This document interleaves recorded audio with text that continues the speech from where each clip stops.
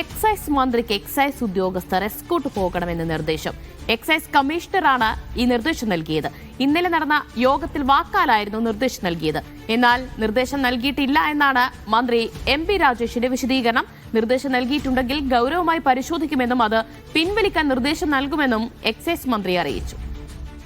സുനിൽ ഐസക് വിവരങ്ങൾ നൽകും. സുനിൽ, എന്താണ് എക്സൈസ് കമ്മീഷണറുടെ ഭാഗത്തുനിന്ന്, അജിത് കുമാറിന്റെ ഭാഗത്തുനിന്ന് ഇങ്ങനെ ഒരു വിചിത്ര ഉത്തരവ് ഉണ്ടാകാൻ കാരണം?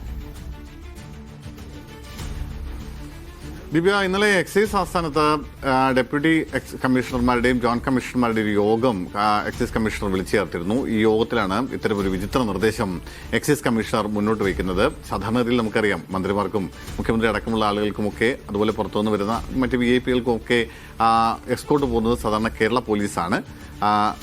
ഇപ്പോൾ മന്ത്രിമാരും മറ്റുമൊക്കെ ഒരു സാധാരണഗതിയിൽ ഓരോ സ്റ്റേഷൻ പരിധിയിലെത്തിയാൽ അതാത് സ്റ്റേഷൻ പരിധിയിലെ പോലീസുകാരും അവരുടെ ഒരു വാഹനത്തിൽ മറ്റ് സ്റ്റേഷൻ പരിധി വരെ ഫോളോ ചെയ്യുന്ന ഒരു രീതിയുണ്ട്. ഒപ്പം മന്ത്രിമാരുടെ സ്വന്തമായ പോലീസ് വാഹനവും ഉണ്ടാകും. അങ്ങനെയാണ് സാധാരണഗതിയിൽ ചെയ്യുക. പക്ഷേ ഇത് പോരാ. അതിനു കൂടെ എക്സൈസ് കമ്മീഷണർക്ക് ഇപ്പോൾ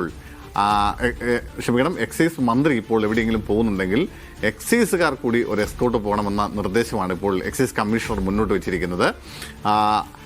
മാത്രമല്ല, അങ്ങനെ പോയാൽ മാത്രം പോരാ, അദ്ദേഹം എവിടെയാണോ താമസിക്കുന്നത് മന്ത്രി, അതിന് പുറത്ത് പാറാവ് ഡ്യൂട്ടിക്കും എക്സൈസ് ഉദ്യോഗസ്ഥന്മാരെ നിയോഗിക്കണമെന്ന നിർദ്ദേശം കൂടി അദ്ദേഹം വെച്ചിട്ടുണ്ട്. ഇതിന്റെ പ്രായോഗികത ഈ യോഗത്തിൽ തന്നെ ചോദ്യം ചെയ്യപ്പെട്ടിരുന്നു.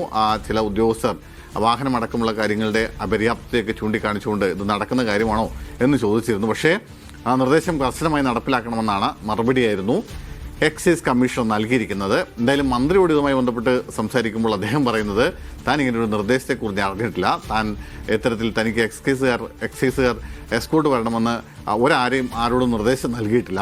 അങ്ങനെ ഏതെങ്കിലും ഉത്തരവ് വന്നിട്ടുണ്ടെങ്കിൽ അത് ഗൗരവമായി പരിശോധിക്കുമെന്ന് മാത്രമല്ല, ആ ഉത്തരവ് പിൻവലിക്കാൻ നിർദ്ദേശം നൽകുമെന്ന് കൂടി അറിയിച്ചിട്ടുണ്ട്.